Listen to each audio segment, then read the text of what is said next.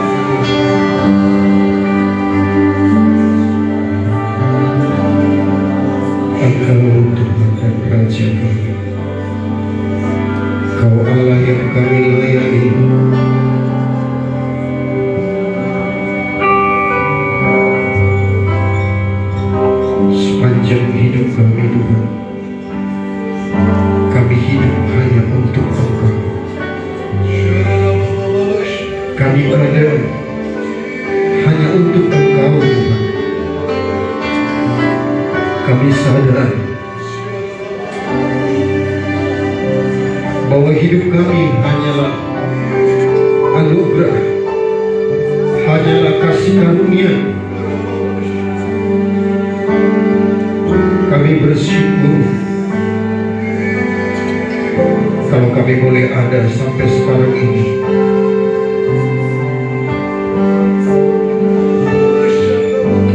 Terima kasih Tuhan, kami masih boleh punya kesempatan bersekutu bersama-sama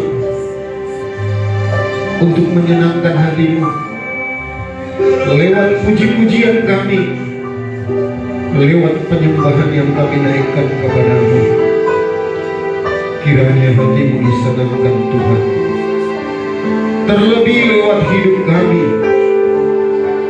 Bahkan setelah keluar dari ruangan ini, hidup kami terus memperkenan hati Bapa, menyenangkan hati Bapa. Sebab untuk itulah kami diperlengkapi pagi hari ini. Terima kasih untuk kebenaran firman-Mu. Kami bersyukur Tuhan, kami boleh mengenal Engkau, kami boleh bertumbuh di dalam Engkau. Sebab itu kami persiapkan hati, pikiran kami dan pendengaran kami. Terima kasih untuk roh wahyu, roh hikmat dan pengertian. Terima kasih untuk telinga yang mendengar, hati yang memahami, dan pikiran Kristus, yaitu pikiran yang mengerti kehendak Allah dan mau mengerjakannya. Terima kasih Tuhan, kami sambut kebenaran firman-Mu hanya di dalam nama Tuhan Yesus. Kita yang siap menyambut kebenaran firman Tuhan, sama-sama kita katakan amin. Silakan duduk Bapak Ibu yang dikasihi oleh Tuhan. Shalom bagi kita semuanya. Kita telah tiba di penghujung bulan Juli. Minggu kemarin ibadah 1 saya tidak bisa ini ya, pelayanan ibadah 2 saya, karena tiba-tiba saya batuk, flu dan demam. Hari Jumatnya puji Tuhan Pak Jaka bisa mewakili saya ibadah 1, ibadah 2 saya masih bisa. Nah, sebab itu saya akan ulangi dikit apa yang saya bagi di ibadah 2 minggu kemarin. Walaupun di pemuritan saya sudah tuangkan itu, tapi saya tahu bahwa tidak semua yang mengikuti live streaming, sebagian besar sudah.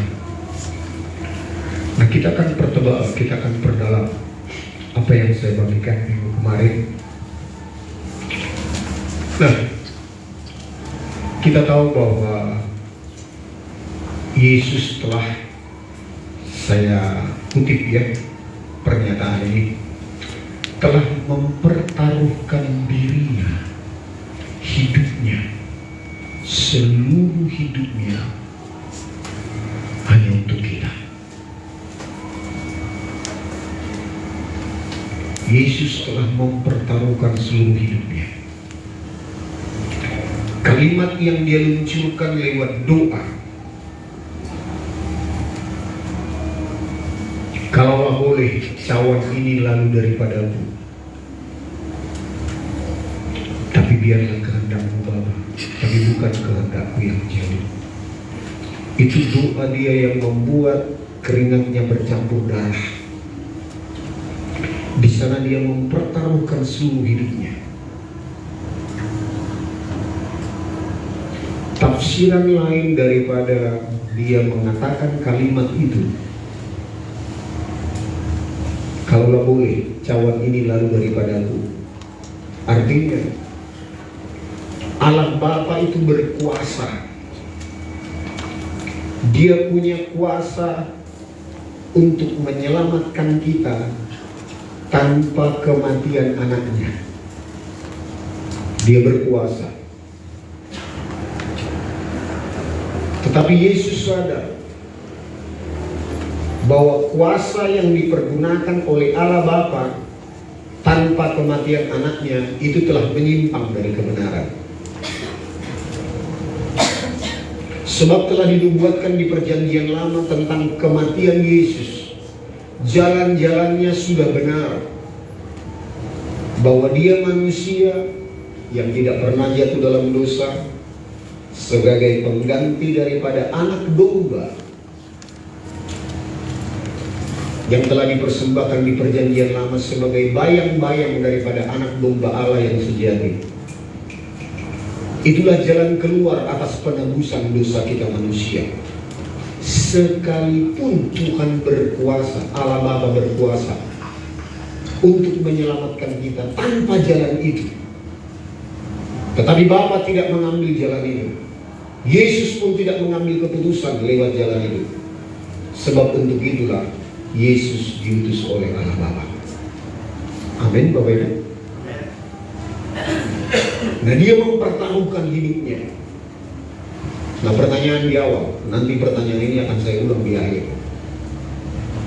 Kalau Yesus sudah menyerahkan hidupnya sedemikian rupa kepada kita, mengapakah kita selalu cenderung untuk tidak memberikan hidup kita kepada Yesus yang telah mempertaruhkan hidupnya kepada kita? Saya ulangi pertanyaan ini. Kalau kita tahu, kita yakin, kita percaya bahwa Yesus telah mempertaruhkan hidupnya kepada kita, kenapakah kita lebih cenderung menyerahkan hidup kita bukan kepada Dia, tetapi kepada dunia ini?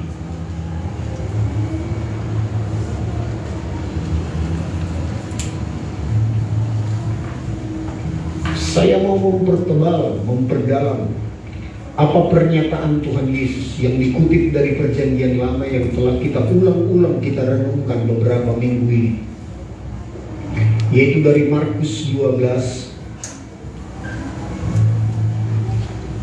ayat yang ke-30, dikutip dari Ulangan pasal 6 ayat yang ke-5. Coba kita baca. 2, 3.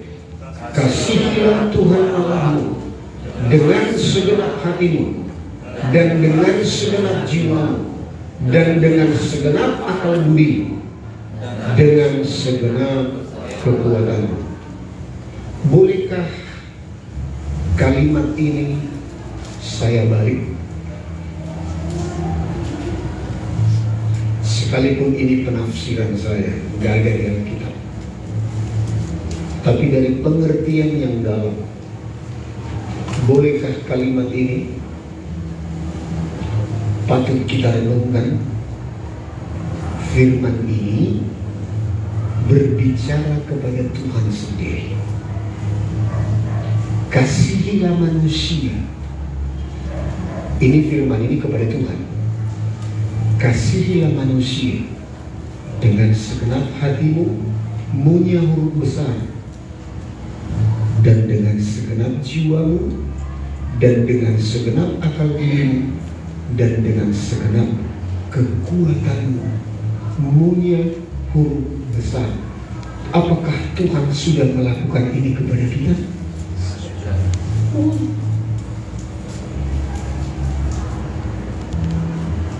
Saya balik kalimat ini.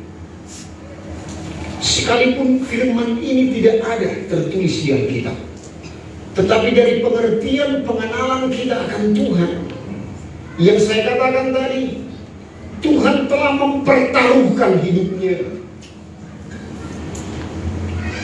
Pantaskah kalimat ini kita nyatakan? Kasihilah manusia sebagai anak-anakmu dengan segenap hatimu, dan dengan segenap jiwamu, dan dengan segenap akal budimu, dan dengan segenap kekuatanmu.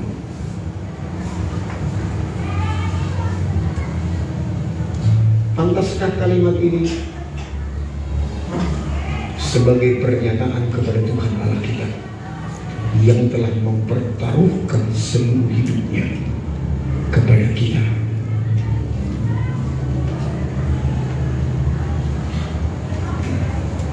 Jadi kalau kita mengerti, kita yakin, kita percaya bahwa Tuhan telah mempertaruhkan hidupnya bagi kita,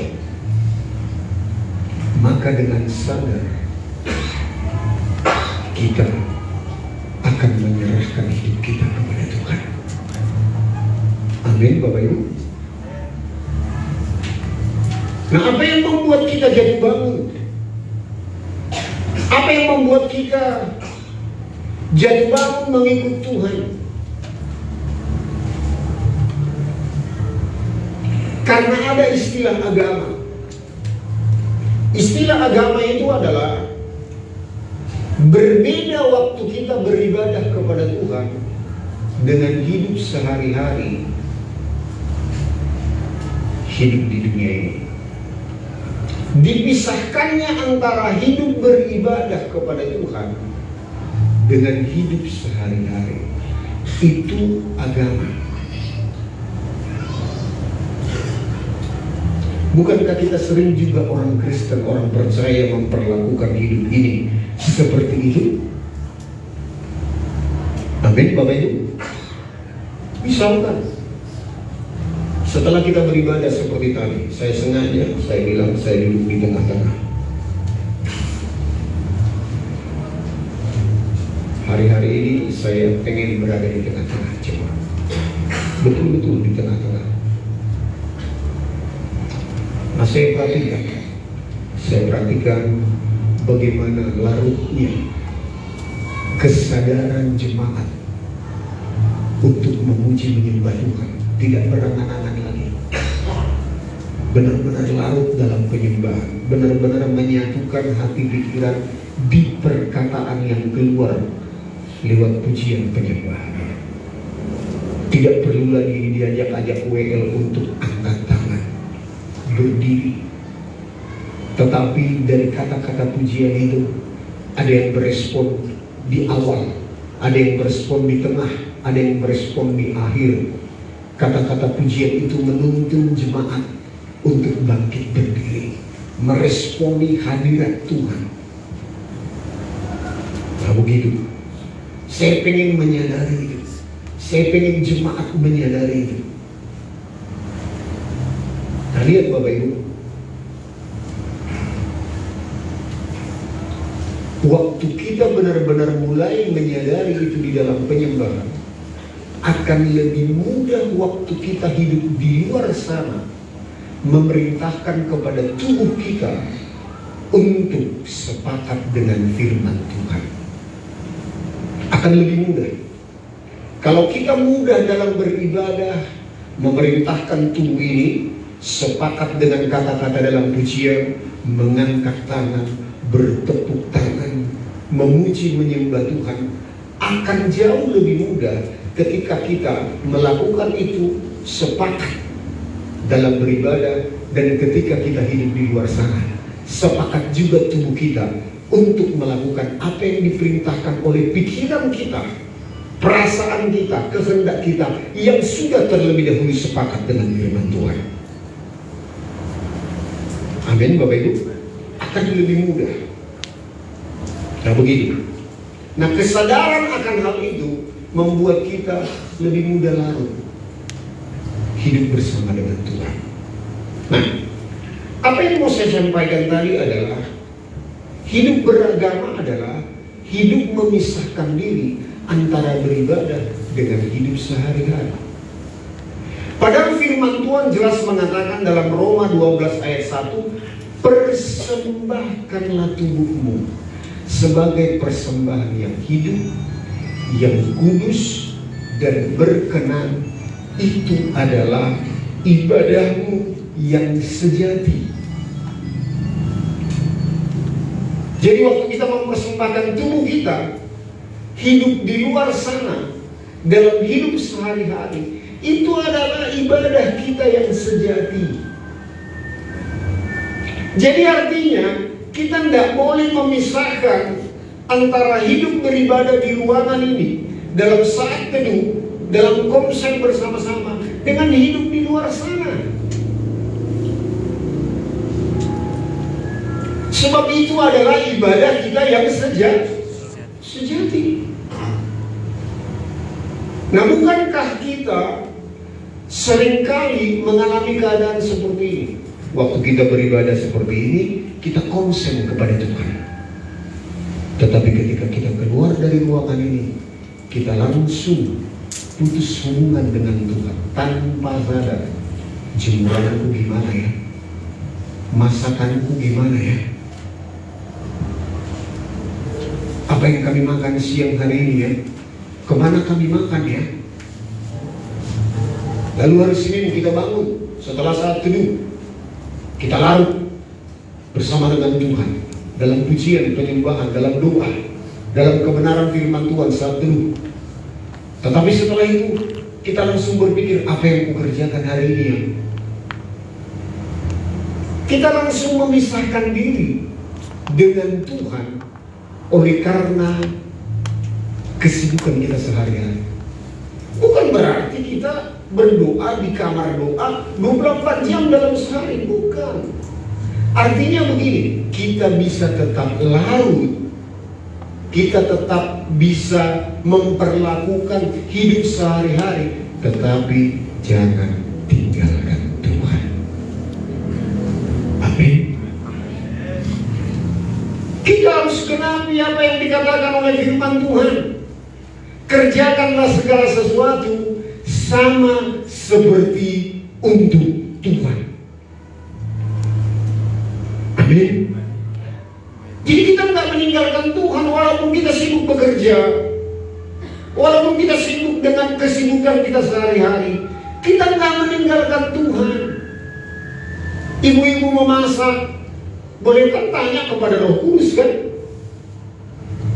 Roh Kudus, menu apa yang kulakukan hari ini supaya suamiku, anak-anakku boleh makan dengan sehat? Menu apa? Boleh kan? Itu rohani apa enggak? Rohani apa enggak? Rohani. Jangan kita pisahkan antara hidup kita sehari-hari dengan hidup beribadah. Mari kita libatkan Tuhan dalam kesibukan kita sehari-hari. Sama seperti yang sering saya contohkan, nyuci piring.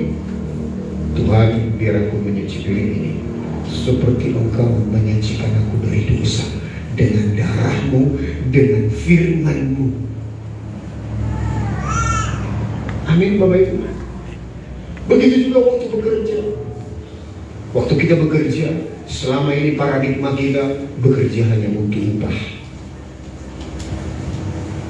Tetapi kebenaran firman Tuhan meluruskannya. Kita bekerja untuk Tuhan. Amin. Lalu Tuhan akan memberkati pekerjaan kita. Lalu kita akan dapat upah. Dapat enggak upahnya tetap? Dapat. Tetapi kualitasnya lebih tinggi atau tidak? Lebih tinggi. Karena kalau kita melakukan pekerjaan kita sama seperti untuk Tuhan, wah, sama untuk presiden aja, sama untuk bupati aja, sama untuk gubernur aja, sama untuk wali kota saja, udah tinggi kualitasnya. Apalagi kita melakukan hanya untuk manusia, direktur yang punya perusahaan, supaya kita dapat upah jauh lebih tinggi kualitasnya kalau kita melakukan untuk Tuhan. Amin, Bapak Ibu. Jadi mari kita lihat, menjadi manajer, tetapi kita menjadi kepala di dalam roh, dalam prinsip kebenaran. Waktu kita melakukan sama seperti untuk Tuhan, Dia kita persembahkan untuk Tuhan, Raja di atas. Karena membawa agama, Dia datang untuk memberikan hidup yang kekal. Jadi artinya, kehidupan yang kita lakukan, baik dalam beribadah, dalam hidup sehari-hari, itu berlangsung sampai kepada kekekalan.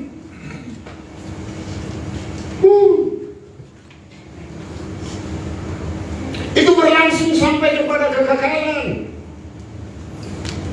Sebab Yesus datang membawa hidupnya sendiri.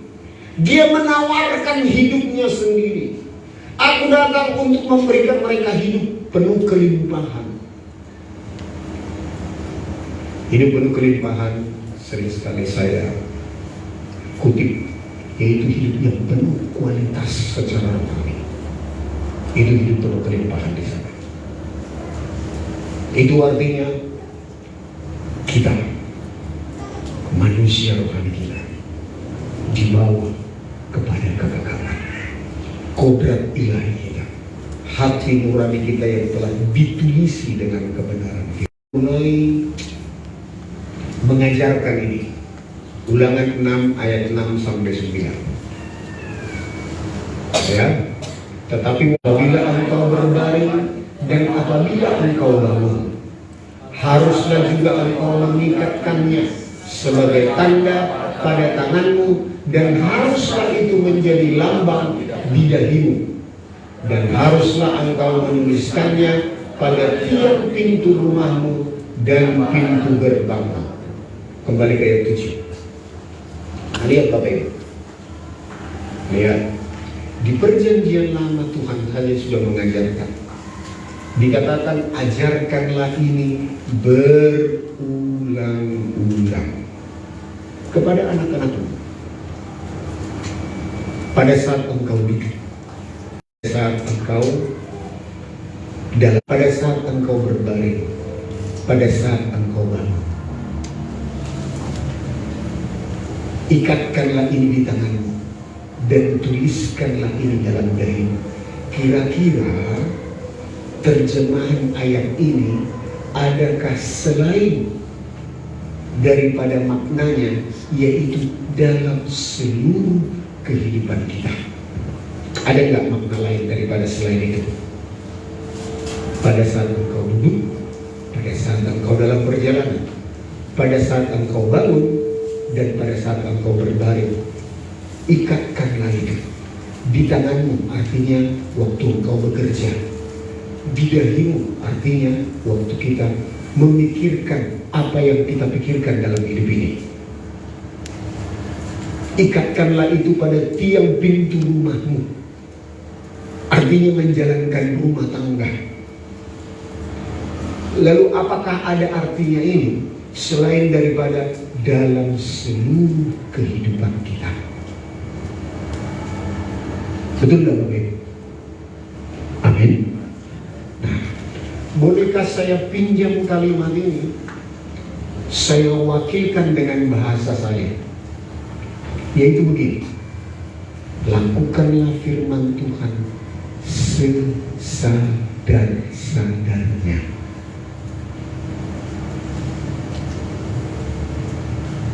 Atau kalimat Tuhan Yesus yang mengutip ayat ini, kasihilah Tuhan Allahmu dengan segenap hatimu, dengan segenap jiwamu, dengan segenap kekuatanmu, dengan segenap akal budimu. Berarti dengan seluruh kehidupan. Amin. Begitulah caranya kita yang Yesus ajarkan untuk mengasihi Tuhan Allah kita. Nah, bagaimana mungkin kita bisa mengasihi Tuhan Allah kalau kita memisahkan hidup beribadah dengan hidup dalam sehari-hari, sementara Tuhan mengatakan dengan seluruh hidup kita? Makanya kita jatuh bangun, Bapak Ibu. Makanya kita jatuh bangun. Sebab kita pisahkan hidup dalam hidup sehari-hari. Sementara jumlah kita, jam kita beribadah dengan hidup sehari-hari 1 banding berapa? Contoh, beribadah hari Minggu 2 jam, live streaming 1,5 jam atau 1 jam totalnya itu, ya kan? Baru ibadah konser 2 jam, jadi 5,5 jam. Sabtu kita taruhlah 1 jam, 1 hari tambah 7 jam, 12,5 jam. Sementara hidup kita dalam 1 minggu 7 kali 24 jam, 168 jam. Bagaimana kita bisa mengasihi Tuhan kalau kita pisahkan hidup kita sehari-hari dengan hidup dalam beribadah? Itu makanya kita jatuh bangun dalam hal mengasihi Tuhan. Amin Bapak Ibu. Jadi Tuhan berikan jalan keluar dengan sesadar-sadarnya kita melakukan semuanya, kegiatan hidup kita fokus kepada Tuhan. Waktu kita beribadah, waktu kita hidup dalam sehari-hari, kita tidak boleh pisahkan. Kita harus tetap libatkan Tuhan dalam kehidupan kita sehari-hari. Amin Bapak Ibu. Supaya kita jangan jatuh bangun lagi. Ya memang karena masih di dunia ini, dosa masih ada di dunia ini, iblis masih ada di dunia ini. Tetapi ini adalah tempat kita untuk latihan. Hidup kita ini di dunia ini adalah laboratoriumnya Tuhan untuk kita, supaya kita nanti pantas masuk ke dalam langit bumi yang baru, di Yerusalem baru. Amin Bapak Ibu. Supaya kita layak, kita lolos dalam ujian ini. Sebab hidup kita yang sesungguhnya adalah hidup dalam kekekalan selama-lamanya. Kita berikan tepuk tangan untuk Tuhan. Nah lihat, Tuhan berikan kita latihan. Tuhan berikan kita cara untuk hidup supaya kita mengikuti hidupnya Tuhan Yesus, supaya kita tidak jatuh bangun lagi sekalipun kita masih bisa jatuh. Amin. Tetapi darah Yesus telah tercurah untuk mengampuni dosa kita. Saya ulang lagi, dosa masa lalu, dosa sekarang, dosa yang masa yang akan datang telah Tuhan ampuni di kayu salib. Amin. Tetapi tabiat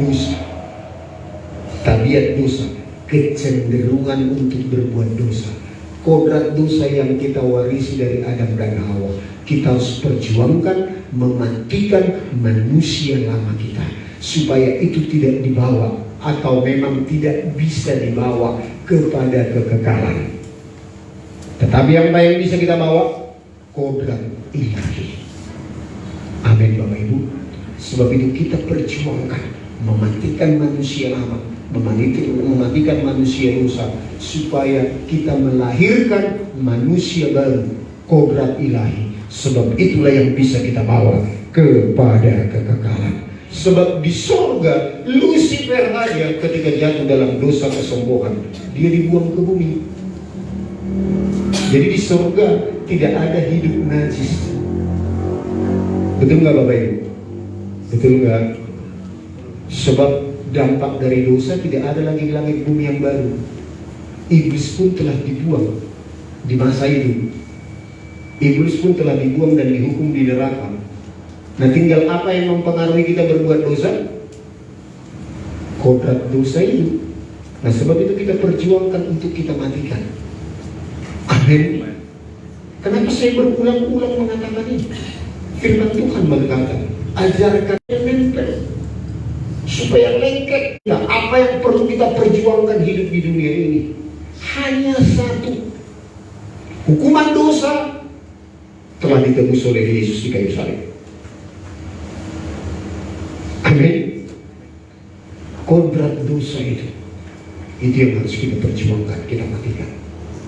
Lalu tubuh kita, yaitu tubuh kemuliaan, nanti Yesus sendiri, Tuhan sendiri akan menggantikan tubuh kita yang lama menjadi tubuh kemuliaan. Amin Bapak Ibu. Amin. Lihat sekali lagi, roh kita telah Tuhan perbaharui. Kita bebas dari hukuman dosa. Roh kita waktu lahir baru telah Tuhan perbaiki dengan menaruhkan benih ilahi dalam roh kita. Lihat, tetapi jiwa kita harus perjuangkan. Sebab di dalam jiwa kita, di dalam pikiran perasaan kita, itu masih dipengaruhi oleh dunia ini, kecintaan akan dunia ini. Kita harus berubah oleh pembaruan akal budi kita. Kita harus matikan manusia lama kita di dalam jiwa kita. Nah, kita harus selamatkan itu. Lalu tubuh kita akan diubah menjadi tubuh kemuliaan. Jadi antara roh, jiwa dan tubuh kita, jiwa kita lah yang kita selamatkan. Ini tugas kita, mengerjakan keselamatan kita. Amin Bapak Ibu. Sekali lagi kita berikan tepuk tangan bagi Tuhan.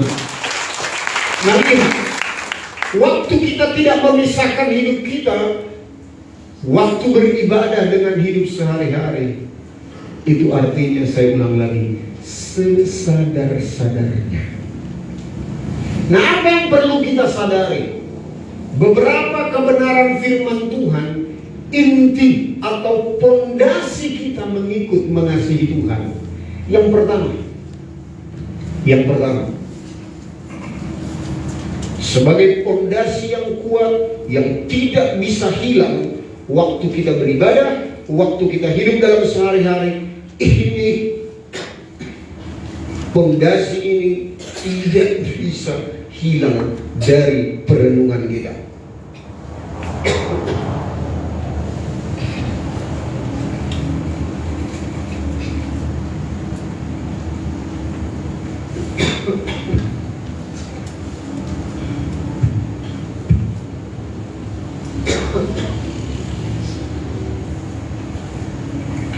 Ini tidak bisa hilang. Sebab ini pondasi kita yang memelihara hati dan pikiran kita mengikut Tuhan setiap waktu. Dari sekian banyaknya kebenaran firman Tuhan, pondasi ini tidak bisa hilang. Yang pertama adalah bahwa Tuhan atas dasar kasih-Nya telah memilih kita menjadi anak-anak-Nya bahkan sejak dunia belum dijadikan. Yang pertama, bahwa Tuhan atas dasar kasih-Nya telah memilih kita untuk menjadi anak-anak-Nya bahkan sebelum dunia dijadikan. Bapak Ibu renungkan lagi ayat-ayat ini di rumah nanti. Kita sudah berulang kali membahasnya. Efesus 1 ayat 3 sampai 5 itu dasar kebenarannya. Efesus 1 ayat 3 sampai 5. Nah, lihat, kenapa kita perlu atau ini menjadi pondasi? Sebab ini dasar daripada Tuhan mengasihi kita. Dalam keluarga, Dia sebagai Bapa, kita sebagai anak. Inilah perbedaan kita dari malaikat, dari Lucifer, atau sebelum dia jatuh dalam dosa namanya Lucifer.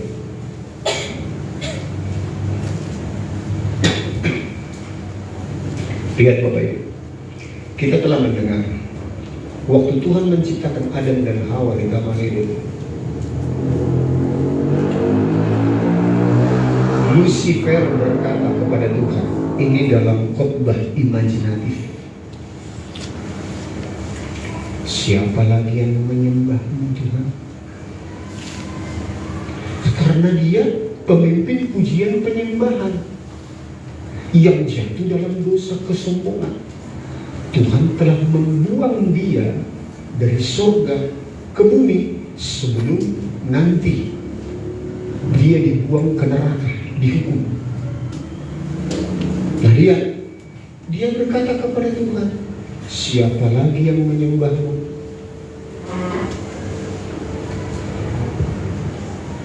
Ini tidak mengutip perkataan Neno Warisman ya. Siapa lagi yang menyembahmu Tuhan? Melihat waktu Tuhan membentuk, menciptakan manusia itu, bahasanya sekarang adalah dia gulung tangannya. Dia tidak menciptakan seperti menciptakan ciptaan yang lain, hanya dengan berfirman, jadilah cakrawala, jadi. Dia hanya berfirman, jadilah pohon-pohonan, jadilah laut dan darat. Dia hanya berfirman. Tetapi waktu dia menciptakan manusia,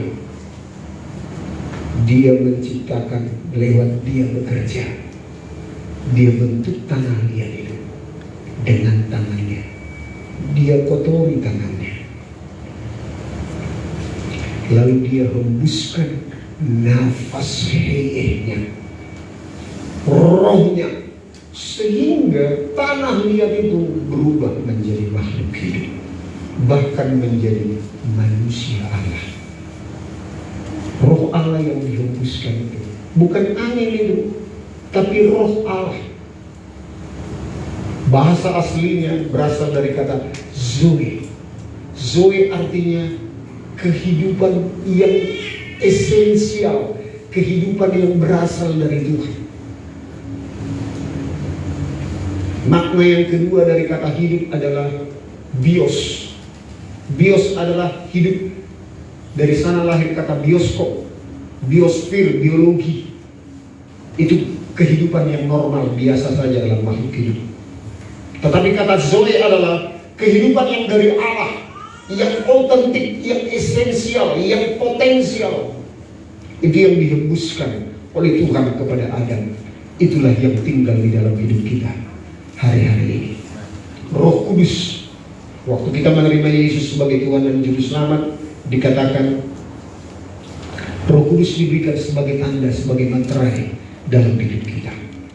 Nah, coba lihat Bapak Ibu, waktu Tuhan menciptakan manusia, selesai menciptakan manusia, Tuhan ngomong kepada iblis Lucifer, dia sekarang menggantikanmu sebagai penyembah aku.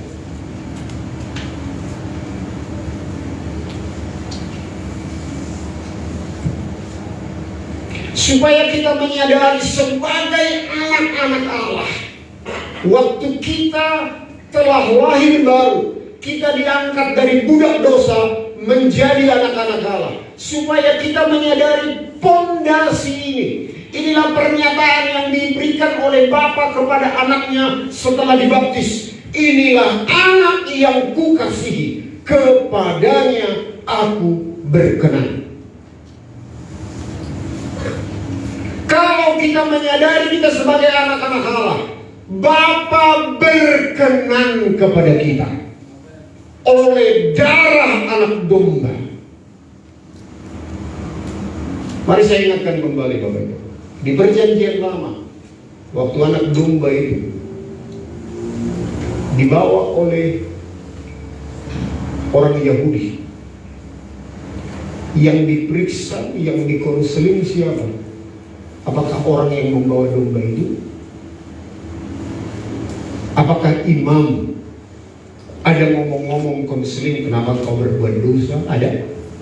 Enggak. Tetapi yang diperiksa adalah anak domba itu. Ini cacat apa enggak? Amin. Terjadi pergantian. Harusnya manusia itu yang mati dalam dosa, tetapi digantikan oleh anak domba. Begitu juga waktu anak domba Allah yang sejati telah mati di kayu salib.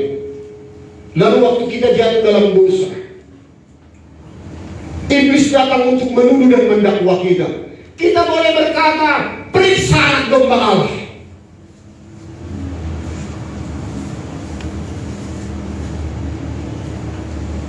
Kalau kita percaya bahwa setiap dosa kita telah diampuni oleh Yesus di kayu salib,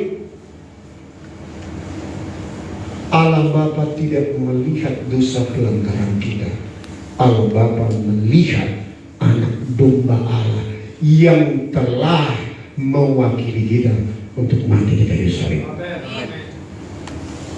Ini kebenaran sejati. Sebab itu kalau kita menyadari kita sebagai anak-anak Allah, kita percaya, kita aman. Kita aman dari tuduhan iblis setiap waktu. Makanya saya berani berkata, dosa masa lalu, dosa masa sekarang, dosa yang akan datang telah diampuni Yesus di kayu salib. Tetapi mari lihat, yang kita perjuangkan adalah kodrat dosa itu harus kita matikan.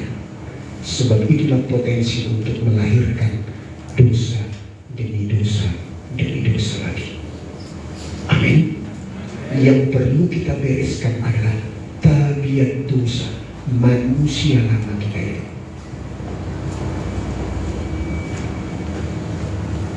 Tuhan lindungi kita dengan ayat kebenaran firman Tuhan. Dalam 1 Yohanes 1, Allah itu setia dan adil. Jikalau kita minta ampun kepada Tuhan, Dia akan mengampuni setiap dosa pelanggaran kita. Amin. Coba dibuka ya. Saya teringat aja itu.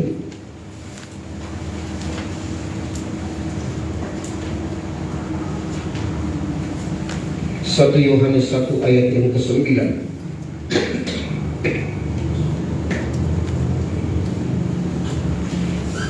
Jika kita mengaku dosa kita, maka Ia adalah setia dan adil, sehingga Ia akan mengampuni segala dosa kita dan menyucikan kita dari segala kebenaran.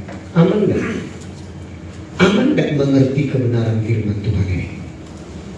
Aman gak posisi kita sebagai anak-anak Allah? Amin. Bahkan sebelum dunia dijadikan, artinya kalaupun Lucifer tidak jatuh dalam dosa, Tuhan telah memilih kita sebagai anak-anaknya, sebagai penyembah Dia. Amin Bapak Ibu. Kita berbeda.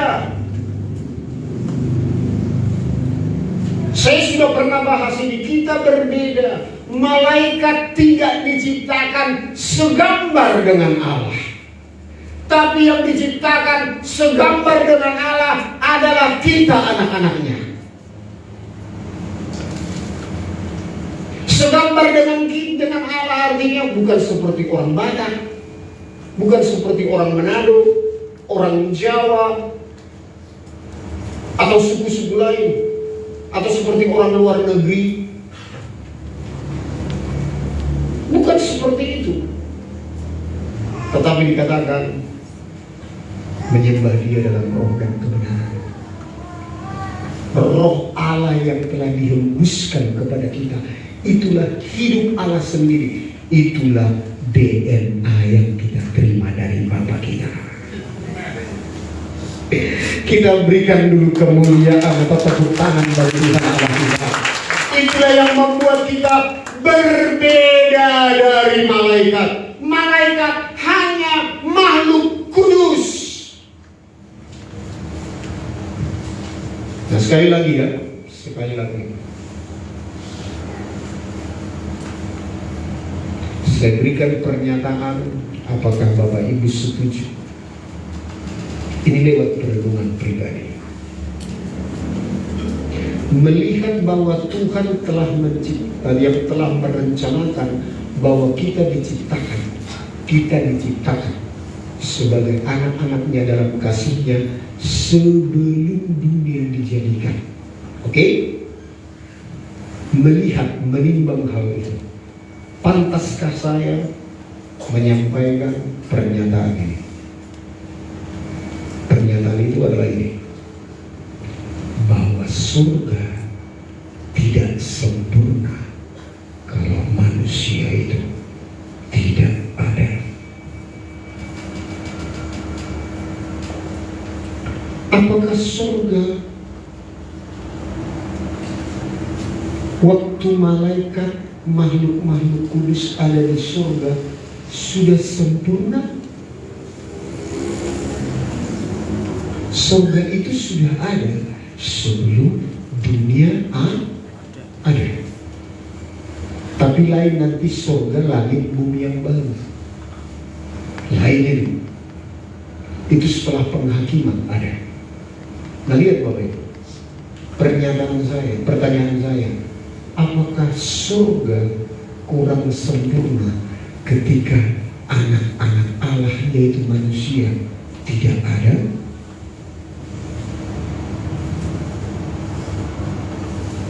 Boleh nggak kita renungkan hal ini? Sebab Tuhan telah merancangkan, tentu Dia pribadi yang sempurna, tidak bercacat. Amin. Sebelum dunia dijadikan, Dia telah merancangkan bahwa Dia memilih kita, anak-anaknya, supaya hidup di hadapannya. Nah sekali lagi, bolehkah saya berikan pernyataan bahwa surga itu kurang sempurna tanpa hadirnya anak-anak Allah? Coba renungkan itu di rumah ya. Coba renungkan. Kalau saya sudah mengatakan ya atas pernyataan itu, sudah mengatakan ya, setelah saya dalami, saya renungkan, oh iya benar Tuhan. Jadi sekalipun Lucifer tidak jatuh dalam dosa, sebelum dunia dijadikan, Tuhan telah merancangkan kita. Nanti baca Efesus 1 ayat 3-5 ya. Dalam kasih-Nya, Tuhan telah memilih kita menjadi anak-anaknya supaya kudus dan tak bercacat celah dalam kerelaan kehendak-Nya. Nah lihat, jauh sebelum dunia ada, dalam kekekalan Tuhan telah merancangkan kita untuk menjadi anak-anaknya. Berarti dalam kesempurnaan Dia sebagai Allah yang telah merancangkan itu, saya berani menyatakan surga tidak lengkap tanpa kita anak-anak Allah. Yang sudah bisa menerima pengertian ini, mari kita berikan tepuk tangan. Jadi kalau kita menyadari ini sebagai fondasi, mari lihat Bapak Ibu, pentingkah kita di hadapan Allah kita? Sebab itu kita akan menghargai hidup kita seperti Tuhan menghargai kita. Amin Bapak Ibu. Sebab itu jangan pilih pribadi yang lain. Jangan sembarang lagi menyerahkan hidup kepada pribadi yang lain. Serahkanlah hidup kita kepada Tuhan sepenuhnya. Jangan lagi kepada percintaan dunia ini. Setelah kita bertumbuh dalam pengenalan dengan Tuhan, kita pun akan semakin memanifestasikan kita mengasihi Tuhan. Itu fondasi yang pertama. Kita menyadari bahwa kita adalah anak-anak Allah. Yang kedua, kita menyadari bahwa Tuhan telah mengasihi kita secara sempurna. Tuhan mengasihi kita sempurna. Artinya tidak bisa ditambahi, tidak bisa dikurangi. Artinya kalaupun kita membaca firman Tuhan 2 jam, 4 jam, 5 jam, kita berdoa memuji menyembah Tuhan, kita melakukan kebenaran firman Tuhan, Tuhan tidak tambah sayang kepada kita. Halo, amin. Tuhan tidak tambah sayang kepada kita, sebab Tuhan telah mengasihi kita sempurna. Amin. Dan kalaupun kita jatuh dalam dosa, kalaupun kita memberontak kepada Tuhan, kalaupun kita murtad dari Dia, Tuhan tidak berkurang kasih-Nya kepada kita.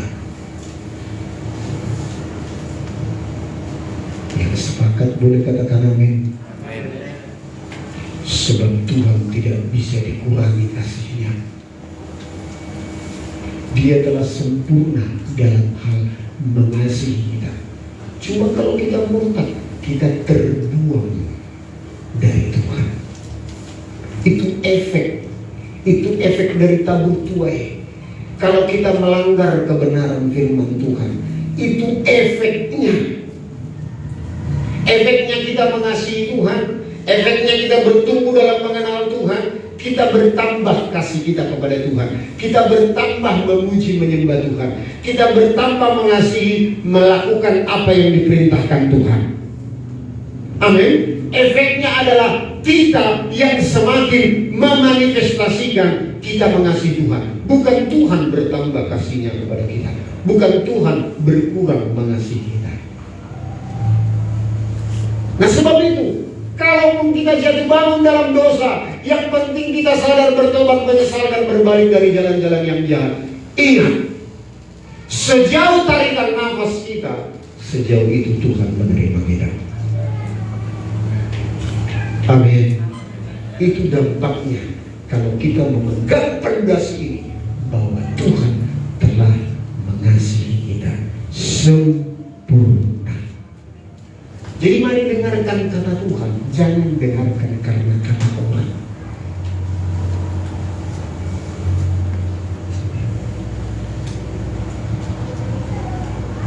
Jangan dengarkan karena kata orang, kecuali kata orang tersebut telah selaras dengan firman Tuhan.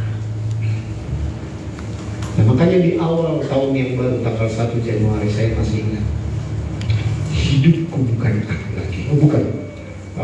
Kita adalah ciptaan baru, manusia baru, yang lama telah berlalu, yang baru sudah datang. Inilah cara berpikir kita memandang setiap orang-orang di sekitar kita. Kalau Tuhan bisa menerima setiap kita kembali kepadanya, kita pun harus bisa menerima setiap orang yang mau kembali kepada Tuhan. Kita tidak boleh mengambil posisi menghakimi. Amin, Bapak Ibu. Jadi pondasi yang kedua adalah kita sadar bahwa Tuhan telah mengasihi kita sempurna. Waduh, sudah selesai 9:30. Dengan cepat ya, 2 lagi. Dengan cepat. Yang ketiga, Tuhan kita sudah ada di dalam kita. Immanuel. Saya kutip lagi Kolose 1 ayat 26 sampai 27. Inilah rahasia dari abad ke abad, dari turunan ke turunan, yaitu Kristus ada di dalam kita. Kristus adalah pengharapan akan kemuliaan. Kristus ada di dalam kita. Artinya kita tidak seperti perjanjian lama lagi. Kita datang menghampiri Dia lebih dalam lagi untuk menyembah. Kita menghampiri Dia. Tetapi mari ingat, Kristus sudah ada di dalam kita. Amin. Waktu memasak pun, waktu menyapu pun, waktu di toilet pun, bahkan waktu kita jatuh dalam dosa, Kristus sudah ada di dalam kita. Artinya kita setiap saat ada di dalam hadirat Allah. Nah, sebab itu saya ulang-ulang kepada WL, jangan lagi mengajak-ajak, ayo jemaat Tuhan lebih dalam lagi menyembah. Oh, sudah di dalam kita, Bapak Ibu. Kita ada dalam hadirat Tuhan bukan karena kita merasakan, oh merindingnya, hadirat Tuhan terasa di sini. Oh enggak, itu sudah konsep perjanjian lama. Kalau merinding adalah buktinya kita merasakan hadirat Tuhan, di kuburan juga merinding. Cicak jatuh di tengkuk kita juga merinding. Apakah kita itu membuktikan bahwa hadirat Tuhan ada dalam hidup kita?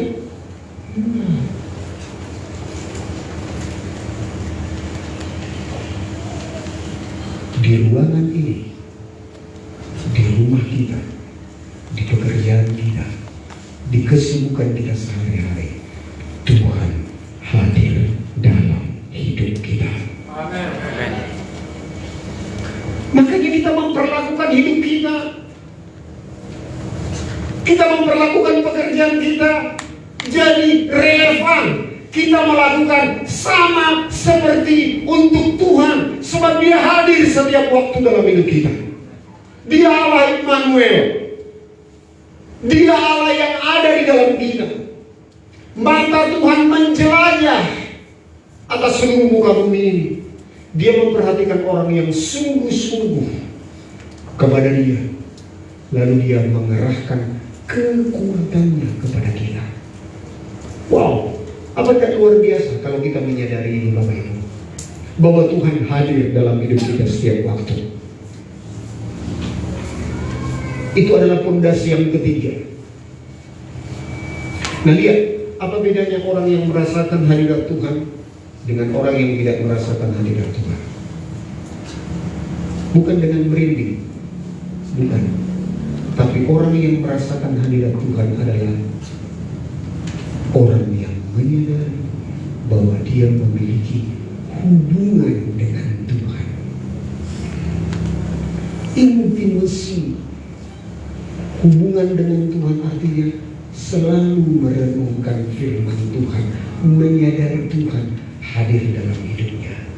Itulah orang-orang itulah yang bisa merasakan hadirat Tuhan, hadirat firman Allah yang selalu melekat di hati, di pikiran kita.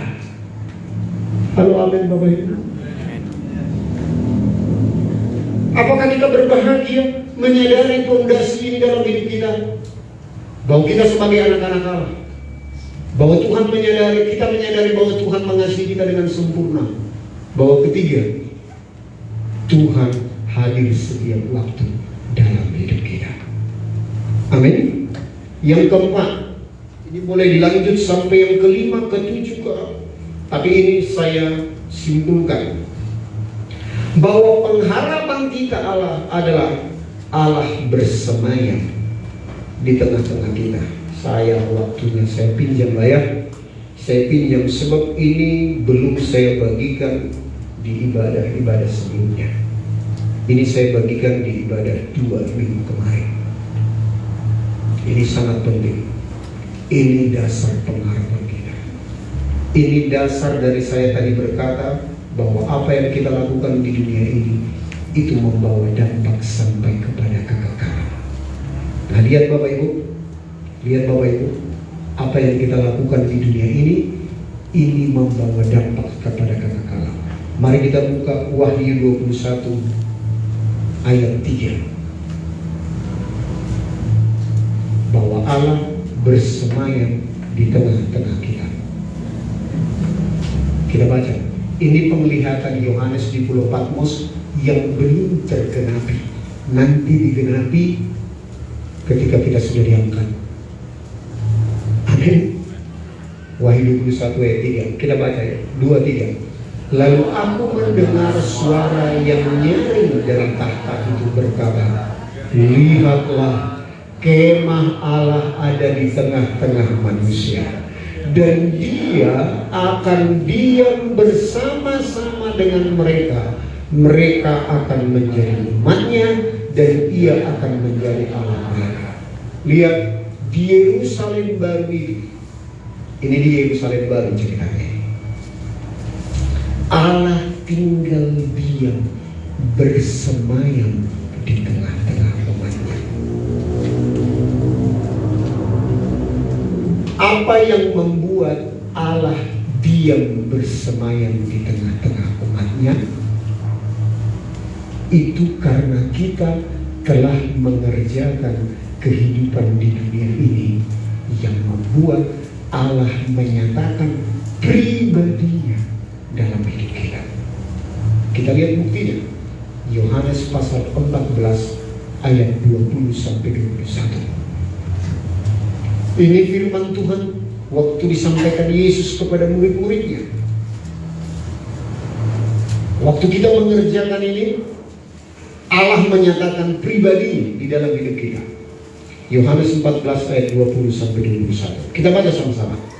Pada waktu itulah kamu akan tahu bahwa aku diam di dalam Bapakku, dan kamu di dalam aku, dan aku di dalam kamu. Barang siapa memegang perintahku dan melakukannya, dialah yang mengasihi aku. Dan barang siapa mengasihi aku, ia akan dikasihi oleh Bapakku, dan aku pun akan mengasihi dia dan akan menyatakan diriku kepadanya. Lihat Bapak Ibu, barang siapa mengasihi dan melakukan perintah Tuhan, Tuhan akan menyatakan dirinya di dalam hidup kita.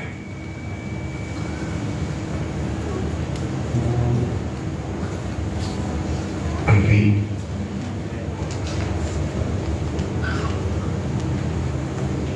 Ini adalah pengharapan kita. Menggenapi Wahyu 21 ayat 3 tadi. Jadi waktu kita melatih hidupnya ini, mengasihi Tuhan dengan segenap hati, segenap akal budi, segenap kekuatan, segenap jiwa kita, kita sedang melatih Tuhan menyatakan pribadinya dalam hidup kita. Dan waktu nanti dalam kekekalan di Yerusalem baru, Tuhan akan menyatakan dirinya tinggal di dalam kita, berkemah sampai kepada kekekalan. Yang mengerti katakan amin. Yang mengerti mari kita bangkit berdiri, kita berikan tepuk tangan bagi Tuhan. Jadi mari menyadari Tuhan setiap waktu. Menyadari Tuhan dengan menyadari pribadi kita, bahwa kita adalah anak-anak Allah. Yang kedua, bahwa Tuhan telah mengasihi kita Ayo, jangan langsung meninggalkan dulu. Tuhan mengasihi kita sempurna. Yang ketiga, Tuhan hadir dalam hidup kita. Yang keempat, Tuhan akan menyatakan pribadinya dalam hidup kita. Haleluya.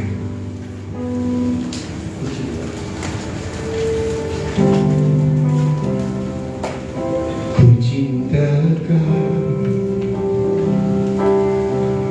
rahmat-Mu yang abadiku, hidupku di dalam tangan-Mu. Sejak pagiku terbaru sampai ku terbaring, ku nyanyi kebaikan-Mu. Ku cintakan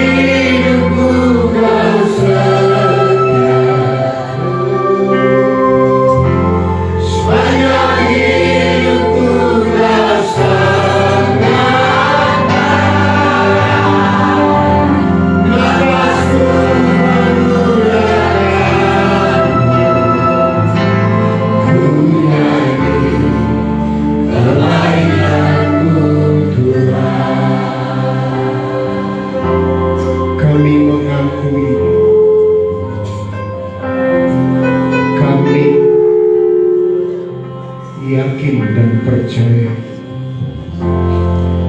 Kami menyadari sesadar-sadarnya bahwa hidup kami ada di dalam tangan-Mu Tuhan. Kami mau mengikuti Engkau.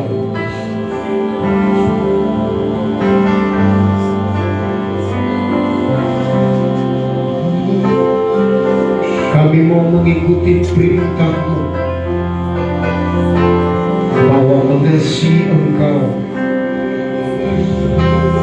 dengan segenap hati, segenap jiwa, segenap kekuatan dan akal budi adalah jalan kami untuk mengikut Engkau Tuhan. Agar kami menyadari setiap waktu bahwa kami adalah anak-anak Allah, bahwa Tuhan telah mengasihi kami sempurna, dan Engkau selalu ada di dalam kami, dan Engkau menyatakan pribadi bersemayam dalam hidup kami. Terima kasih Tuhan. Roh Kudus berfirman-Lah,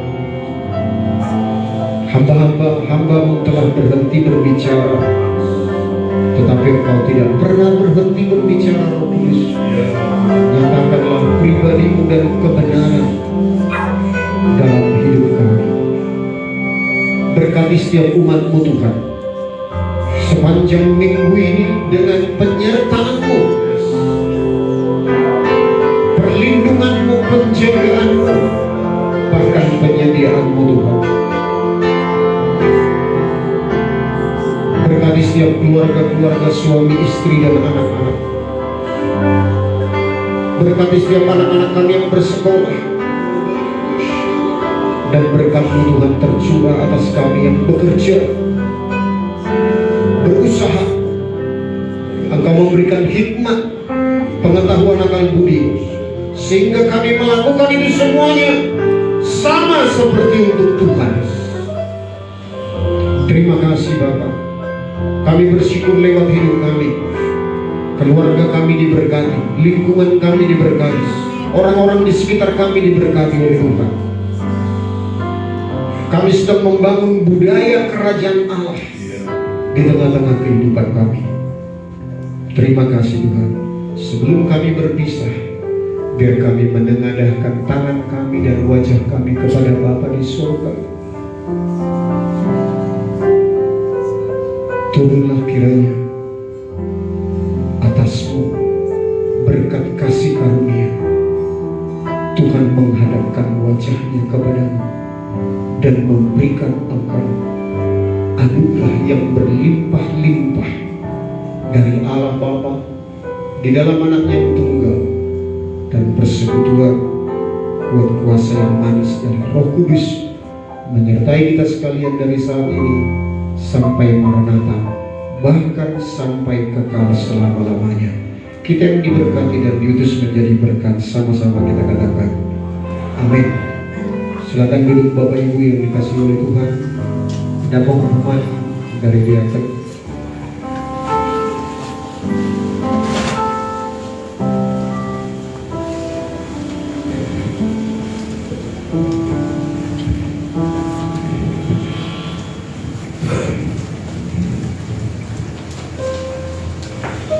Haleluya, terpujilah Tuhan yang telah menganugerahkan segala yang baik bagi kita, bahkan segala berkat rohani untuk membawa kita di dalam pertumbuhan di dalam Tuhan. Mari kita boleh terus terima firman Tuhan, kita alami dan kita percaya kita akan bertumbuh di dalam Tuhan seturut kehendak Bapa.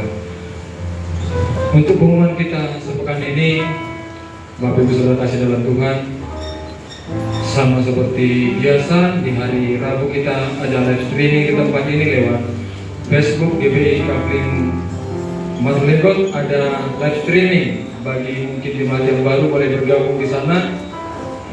Setiap hari Rabu jam 19.30 ada live streaming untuk pemuritan.